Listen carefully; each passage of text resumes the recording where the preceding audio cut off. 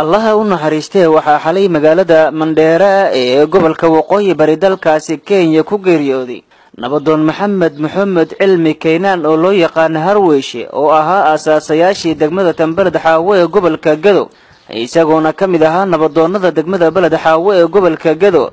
nabadoonka ayaa u geeriyooday xanuun in muddo ahayay iyadoona maanta aasqara loogu sameeyay mid kamid ah qubuuraha degmada Balad Xaawo waxaana ka soo qayb galay aaska nabadoonka mas'uuliyiin kamid ah maamulka degmada Balad Xaawo odayaal dhaqameed nabadoonno culimo awdiin golaha guurtida degmada Balad Xaawo iyo ehelada marxuumka waxaana dadkii ka soo qayb galay aaska marxuum maxamed cilmi Keenan Harweyshe ay ka tacsiyeedeen geeridii naxdinta lahayd ee ku timid mid kamid ah dadkii u soo halgamay xurriyadda iyo jiritaanka ummadda Soomaaliyeed waqtigii gumaystaha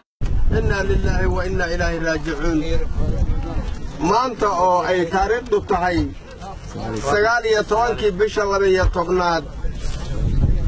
ayaantana ay tahay maalin talaada ah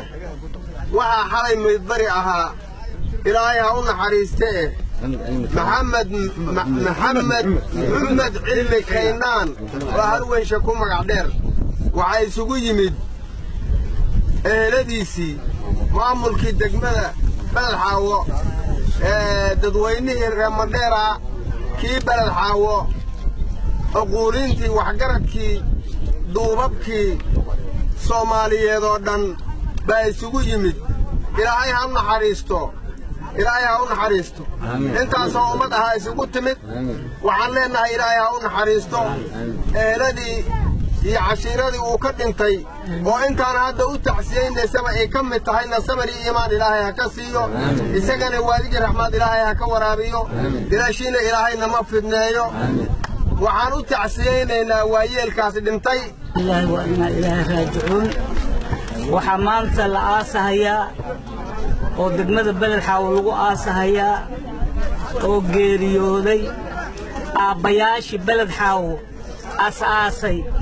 dhisay laga soo gaaray aabba ka mid ah kuwii ugu waaweynaa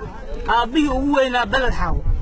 baa maanta la aasayaa ilaahay ha u naxariisto maxamed cilmi Keenan oo loo yaqaan Harweyshe oo nabadoon ahaa wuxuu ka mid ahaa ururadii soo halgamay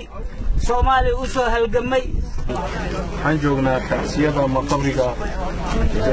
nin qarameed maxamed cilmi Keenan oo ku magac dheer Harweyshe maanta joognaa runtii marka koobaad waxaan ugu tacsiyeynaynaa ummadda Soomaaliyeed dhammaan meel walba joogaan marka labaad ummadda gobolka Gado marka saddexaad Balad Xaawo marka afraad qoysku ka soo jeeda iyo ehelku ka baxay aan ugu tacsiyeynaynaa waxaan leenahay inna lillahi wa inna ilayhi raaji'uun waa nin qarameed nin bahalkii maaha waa nabadoonnadii ugu tunka weynaa ama ugu taariikhda dheer gobolka Gado markii la dhaho taariikh ahaan waayay kaas ahaana dee waa aasaasihii ama buddigihii degmada Balad Xaawo sidoo kale taariikhdiisu wuxuu caanka ku ahaa waxaa ka mid ahaa guduntaas